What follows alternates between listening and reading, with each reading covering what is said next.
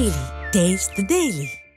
Doctor Saravanan, இந்த நகராட்சி நிர்வாகத்துறை இதில் ஏற்கனவே உங்கள் ஊரில் மிக பிரபலமாக இருந்தது. கார்பரேஷனில் மாநகராட்சியில் 200 கோடி ரூபாய் சொத்து வரி மூலமாக ஊழல் நடந்தது அப்படின்னு அங்கே மேயர்லாம் கூட பதவி விலகின அந்த காட்சிகளையெல்லாம் பார்த்தோம். அப்போ ஒரு கேள்வி வந்தது, ஏன் இந்த நகராட்சி நிர்வாகத்துறையில் இவ்வளவு ஊழல் மலிஞ்சு கிடக்குதே, ஒரு அமைச்சர் இதை கண்டுக்கலையா அப்படின்னு.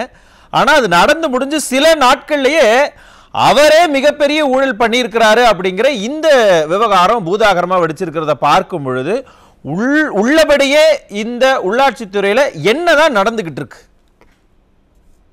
வணக்கம் சார். பொதுவா திமுக அப்படின்னாலே தமிழ் அகராதியில பாத்தீங்கன்னா தில்லுமுள்ளு கட்சின்னு தான் போட்டிருப்பாங்க.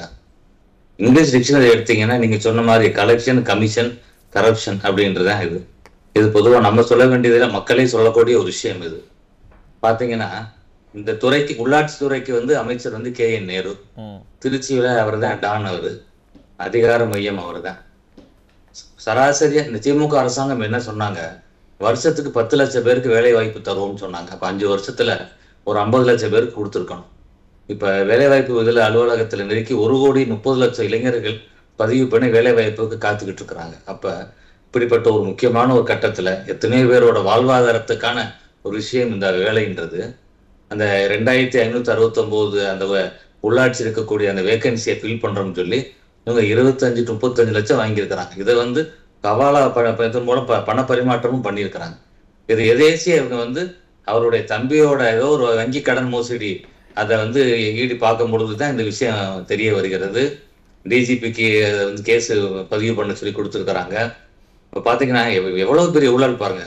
அப்போ இதுதான் ஒவ்வொரு அமைச்சரும், இவர் ஒருத்தர் மட்டும் கிடையாது, ஒட்டுமொத்தமா திமுக அத்தனை துறையிலையும் இதுதான் நடந்து கொண்டிருக்கின்றது. இந்த உள்ளாட்சியில இந்த 800 கோடின்றது இந்த ஒரே ஒரு வேலையை மட்டும் நம்ம சொல்றோம், வேலை வாய்ப்புக்கான விஷயத்தை மட்டும் பேசுறோம். இப்ப கடந்த சென்னையில பெருவெள்ளம் வரும்பொழுது என்ன சொன்னாங்க, மத்திய அரசு 5000 கோடிக்கான அந்த மழைநீர் வடிகாலுக்கான அந்த பணிகளுக்கான தொகை என்ன சொன்னாங்க, நாங்க 50% இது பண்ணிட்டோம், 90% செலவழிச்சோம் எல்லாம் சொல்லி கடைசி அதை ஏமாற்றி முடிச்சாங்க. பூங்கா அமைக்க போறோம்னு சொல்லி அதை பணத்தை சுருட்டுறாங்க. மழை காலங்கள்ல பிளீச்சிங் பவுடருக்கு பதிலாக மைதா மாவு தூவணும் கவர்மெண்ட் தான். இவங்க தூய்மை பணியாளர்கள் பணி அமர்த்துறதுலயும் இவங்க ஊழல், எல்லாமே ஊழல். இப்ப நாங்கெல்லாம் மதுரையில் இருக்கிறோம், இதெல்லாம் பெருமையை சொல்லிக்கிறோம். நாங்கெல்லாம் மதுரைக்காரன்டான்னு சொல்லுவோம், சினிமாவே அப்படித்தான் எடுப்பாங்க, மதுரைக்காரன்டான்னு காலர் தூக்கி விடுவோம். இன்னைக்கு பாத்தீங்கன்னா ஒரு மோசமான நிலையில மதுரை இருக்கிறது. எங்க பார்த்தாலும் குண்டும் குழியுமான சாலைகள் தான், தண்ணீர் வசதி இல்லை. இப்ப பெஞ்ச சமீபத்து இந்த வடகிழக்கு பருவமழைக்கு பாத்தீங்கன்னா சாக்கடை நீரெல்லாம் கலக்க ஆரம்பிச்சிருச்சு. பந்தங்குடி கால்வாயின்றது சாக்கடையா ஓடிக்கிட்டு இருக்கு. நீங்க சொன்னா 250 கோடின்றது பெயரளவுக்கு தான். முழு விசாரணை முடிஞ்சாதான் தெரியும். இது நெருக்கி 4,500 கோடிக்கான ஊழல் இதுலயே நடந்திருக்கிறது. பல்வேறு கார்பரேஷன்ல திமுக கவுன்சிலரே அங்க மேயருக்கு எதிராக நம்பிக்கையில தீர்மானம் கொண்டு வந்துகிட்டு இருக்கக்கூடிய சூழல். அதனால இது மிகப்பெரிய ஒரு அரசியல், இது மோசடி, மக்களோட சாமானிய மக்களோட வயிற்றுல அடிக்கக்கூடிய ஒரு விஷயம் திமுகக்கு. அவங்களுக்கான தெளிவா தெரியுது, அடுத்த ஆட்சி வரமாட்டோம் அப்படின்னு தெரியுது. வர்றதுக்குள்ள சுருட்டுறதை சுருட்டிக்கிடுவோம் அப்படின்ற ஒரு அடிப்படையில தான் இருக்கிறாங்க. மதுரையில் ஒரு அமைச்சர் இருக்கிறாரு, அவர் பேர் 10% மூர்ச்சின்னு சொல்லுவாங்க. அங்க டாஸ்மாக்கு 10 ரூபா செந்தில் பாலாஜி இருக்கிறாரு. மின்வாரியத்துறையில பாத்தீங்கன்னா முறைகேடு, பொதுப்பணித்துறையில பாத்தீங்கன்னா முறைகேடு, எல்லாமே 35 துறைகள் எல்லாமே கலெக்ஷன் தான். இதை வச்சுதான் அவங்க எலெக்ஷனை சந்திக்க. புரியுது சார். ஆனா இந்த விவகாரத்துல நீங்க சொல்றது ரொம்ப முக்கியமான விஷயத்த சொல்றீங்களே, வேலை வாங்கி தரதாக இந்த ஜாப் ராக்கெட்ல மட்டுமே இவ்வளவு நடந்திருக்குன்னா இன்னும் மற்ற விஷயங்கள்லாம் என்ன அப்படிங்கிற ஒரு கேள்வி இருக்கு. இதுல ஒரு பணிக்கு 25 லட்சத்திலிருந்து 35 லட்சம் ரூபாய் வரைக்கும் வாங்கியிருக்கிறாங்க அப்படிங்கிற அந்த குற்றச்சாட்டு எழுந்திருக்கே. உண்மையாலுமே இதெல்லாம் நடந்திருக்குமாங்கிற சந்தேகம் வருதே சார். 25 லட்சமா கொடுத்து வேலை வாங்கித்தாங்கன்னு சொல்லுவாங்க. நிச்சயமா மக்கள் மக்களோட மனநிலை என்ன ஆயிடுச்சுன்னா, அரசாங்க வேலையை வாங்குறதுக்கு சிலர் எந்த அளவுக்கும் ஏதாச்சும் கடன் வாங்கி கூட செலவழிக்கலாம் அப்படின்ற ஒரு இதை தோற்றத்தை ஏற்படுத்திட்டாங்க இப்ப மக்கள்கிட்ட. அப்படி ஆசை காமிக்கிறாங்க திமுக, ஆசை காமிக்கிறாங்க. 25-35 லட்சம்ன்றதுக்கு இன்னும் கூடுதலா கூட இருக்கும். ஏன்னா ஒரு தேர்வு அந்த தேர்வு அண்ணா யூனிவர்சிட்டி நடத்துதுன்றாங்க, 591 சென்டர்ல நடக்குது, 1.5 லட்சம் மாணவர் இளைஞர்கள் எழுதுறாங்க. ரிசல்ட் வர்றதுக்கு முன்னாடி லீக் அவுட் ஆகுது, யாருக்கு வேலை கிடைச்சது லீக் அவுட் ஆகுது. கடைசி இதோட இருக்கக்கூடிய இதே பாத்தீங்கன்னா சிஎம் தான் கடைசி பணி ஆணையவே வழங்குறாரு. ஆமா, அதனால இது ஆமா பாத்தீங்கன்னா இந்த கவர்மெண்டோட அடிப்படை இதுதான், ஊழல் மட்டும்தான். ஆனா நீங்க ஊழல்னு சொல்லி குற்றச்சாட்டை வைக்கிறீங்க. இது தொடர்பா அமைச்சர் KN நேரு கிட்ட கேட்டா இல்ல இது வந்து இடி என்ன சொல்றாங்க, போலீஸ் விசாரணை பண்ணி அதற்கு பிறகுதானே அவங்க வந்து ரிப்போர்ட் கொடுப்பாங்க, அதுல நாங்க என்ன ப்ரூவ் பண்ணுவேன் அப்படின்னு அவர் சொல்றாரு. அதான் இவங்க தான் சொல்றாங்க, இவங்க வாய்தா வாங்கிட்டு செந்தில் பாலாஜி வாய்தா வாங்கிக்கிட்டே இருந்தார்ல, அந்த மாதிரி கடைசி ஒரு நெருக்கடி கொடுத்து மினிஸ்டர் வேணுமா பெயில் வேணுமான்னு கேட்ட பிறகுதான் இப்ப தீர்வு வந்துச்சு. அந்த மாதிரி இவங்க வந்து இந்த மாதிரி வழக்குகளை அப்படியே அடுத்த ஆட்சி வரைக்கும் தள்ளி கொண்டு போயிடலாம் அப்படின்னு ஒரு அடிப்படையில இவங்க சொல்லக்கூடியவங்க, நாங்க எதையும் சந்திப்போம்னு சொல்லி. அதனால இவங்களோட இது வந்து 800 கோடின்றது சிறு துளி தான். உள்ளாட்சியிலே 5 லட்சம் பேருக்கு வேலை தரும்னு சொன்னாங்க. இப்ப 68,000 பேருக்கு இந்த கவர்மெண்ட் வேலை கொடுத்ததா ஒரு கணக்கு காமிக்கிறாங்க. இப்ப நம்ம கேள்வியில என்ன வருது, இப்ப நீங்க இவ்வளவு பணம் வாங்குறவங்க அந்த 68,000 பேருக்கு நீங்க இப்ப பணம் வாங்கித்தான் வேலை கொடுத்துருக்கீங்களா அப்படின்னு வருது. இத்தனை லட்சம் பேருக்கு வேலை தருவோம்னு நீங்க ஒரு வாக்குறுதி கொடுத்தீங்களே, அந்த வாக்குறுதி என்னாச்சுன்னு கேட்க தோணுது.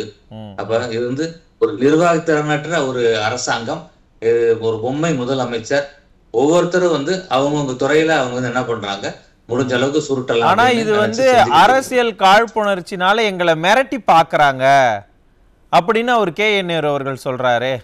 ஏன் மிரட்டணும்? அது ஒரு ரொட்டீன் சினிமா டயலாக் தானே, திமுக சொல்லி தரணுமா? அதனால இது இடி போகுது, வேற விஷயமா விசாரணைக்கு போகும் பொழுதுதான் அவங்க கண்டுபிடிக்கிறாங்க. அங்க இருக்கக்கூடிய அந்த ஆதாரத்தை வச்சுதான் அவங்க 252 பக்கத்துக்கு அவங்க ஒரு அறிக்கை தயார் பண்ணி பொறுப்பு DGP கிட்ட கொடுக்குறாங்க, கேஸ் பதிவு பண்ணுங்கன்னு சொல்லி.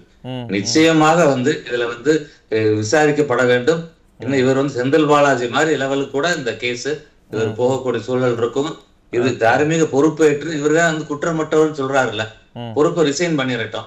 இவர் குற்றம்லையும் வந்த பிறகு திருப்பி பழையபடி ஒரு அமைச்சர் வைக்கிறட்டும். அதனால ஒரு பதவி விலகணும். அதான் மெயினானது. CBI என்கொயரி வந்தா தான் இதுல வந்து ஒரு உண்மை தெரிய வரும். பொறுப்பு DGP கிட்ட தான் வந்து இந்த தகவல்களை எல்லாம் கொடுத்து நீங்க வந்து வழக்கு பதிவு பண்ணி விசாரிச்சு சொல்லுங்கன்னு சொல்லியிருக்கிறாங்க. காவல்துறை யார்கிட்ட இருக்கு? முதலமைச்சர் கிட்ட இருக்கு. முதலமைச்சருடைய அமைச்சரவையில தான் KN நேரு அமைச்சராக பதவி வகிக்கிறாரு. ரொம்ப ஃபேரான ஒரு இன்வெஸ்டிகேஷன் இதுல இருக்குன்னு நம்ம நம்பலாமா? இருக்கவே இருக்காது. பல்வேறு விஷயங்களை பார்த்துட்டோம்ல. இப்ப கரூர் டிராஜடியில கூட பாத்தீங்கன்னா இப்ப கோர்ட்டு என்ன பண்ணிருது, இதுக்காக தனியா இப்ப அமைச்சிடுறாங்க. அதனால வந்து இவங்களுடைய இதை வந்து நம்ம வந்து நம்பவே முடியாது. அப்படி ஊத்தி கூடிடுவாங்க. அந்த தைரியத்துலதான் இப்ப அமைச்சர் பேசுறாரு நினைக்கிறேன். உறுதி என்ன 5-6 மாசம் தான் இருக்குது. இன்னும் 2-3 மாசத்துல எலெக்ஷன் கோட் ஆஃப் கான்டாக்ட் வந்துடும், தேர்தல் வந்துடும். மே மாசம் ஆட்சி மாற்றம் வந்தா எடப்பாடி ஆட்சிக்கு வந்துருவாரு. இந்த மாதிரி இந்த ஊழல் பண்ணவங்க எல்லாருமே நிச்சயமாக அவங்க வந்து தண்டிக்கப்படுவாங்க. புரியுது சார். என்னங்கிறது இன்னும் விரிவாக நிறைய விஷயங்கள் பேச வேண்டியிருக்கு. நான் திரும்ப உங்ககிட்ட வரேன். டாக்டர் சரவணன், தொடர்ந்து இந்த நகராட்சி நிர்வாகத்துறையில இந்த ஊழல்கள் எல்லாம் காவல்துறையினுடைய இந்த விசாரணையில இன்னும் நிறைய அடுத்தடுத்த கட்டங்களை நோக்கி நகரும் அப்படிங்கிறதெல்லாம் சொல்லியிருக்கிறாங்க. அமலாக்கத்துறையும் தன்னுடைய நடவடிக்கை எடுக்கத்தான் போறாங்க. ஏன்னா ரொம்ப கான்ஃபிடென்ட்டாவே அவங்க வந்து கிட்டத்தட்ட 200 பக்கத்துக்கு மேல குற்றச்சாட்டுகளை முன் வச்சிருக்கிறாங்க. இதெல்லாம் அடுத்த கட்டத்தை நோக்கி நகரும் பொழுது செந்தில் பாலாஜிக்கு நடந்த நிலைமை KN நேருவுக்கு நடக்குமா? ஆமா, ஏற்கனவே முதல் ரவுண்ட்லயே நானும் சொன்னேன், வில்சன் சார்னு சொன்னாங்க. அதனால செந்தில் பாலாஜிக்கு நடந்த மாதிரி KN நேரு சிறை செல்வது உறுதி. அதுலயும் அவர் நிச்சயமாக தவறு செய்திருக்காரு. நீங்க பாத்தீங்கன்னா ஜெயமோகன் ஒருத்தர் இந்த பரீட்சை எழுதினவர் வந்து Facebookல பதிவு பண்றாரு. அழகப்பா இன்ஜினியரிங் காலேஜ்ல எழுதுறாரு, சென்ட்ரல் எழுதுறாரு. அப்போ வந்து அங்க வந்து அந்த வினாத்தாள் அந்த இது கவர் சீல் வந்து உடைக்கப்பட்டிருக்கு. அப்ப வந்து அங்க இன்விஜிலேட்டர் சண்டை போடுறாரு. அப்ப சமாதானம் பண்றாங்க. நேருவோட PAவே நேரடியா அவர்கிட்ட பேசுறாரு, இந்த பரீட்சை எழுதுனவர்கிட்ட பேசுறாரு. 13 லட்சம் கொடுத்துருக்குங்க, உங்களுக்கு வேலை கன்ஃபார்ம் பண்ணிடுவோம், நீங்க பரீட்சை ஃபெயில் ஆனாலும் உங்களுக்கு வேலை கிடைச்சிருங்கன்னு சொல்லி அவரோட PAவே இவர்கிட்ட பேசுறாரு. அப்ப இவர் சொல்றாரு, நான் கடைசி ரிட்டையர் ஆகும் போது 50,000 தான் வாங்குவேன் சம்பளம், இப்போ நீ 13 லட்சம் ரூபாய் கேட்கறீங்களேன்னு கேட்கும் பொழுது சம்பளம் மட்டும் தான் உனக்கு, அது இல்லாம அங்க அதுக்கு மேல இருக்குல்ல அப்படின்ற மாதிரி அவர் பேசியிருக்கிறார். அப்போ வந்து இது வந்து அப்பட்டமான ஒரு மோசடி, சாமானிய மக்களோட வயிற்றில் அடக்கக்கூடிய மிக மோசமான கீழ்த்தரமான ஒரு செயல். இந்த திமுகவுக்கு இது உரிய ஒரு குணாதிசயம் தான். இது உறுதியாக இதை வந்து நடவடிக்கை எடுக்கப்பட வேண்டும்.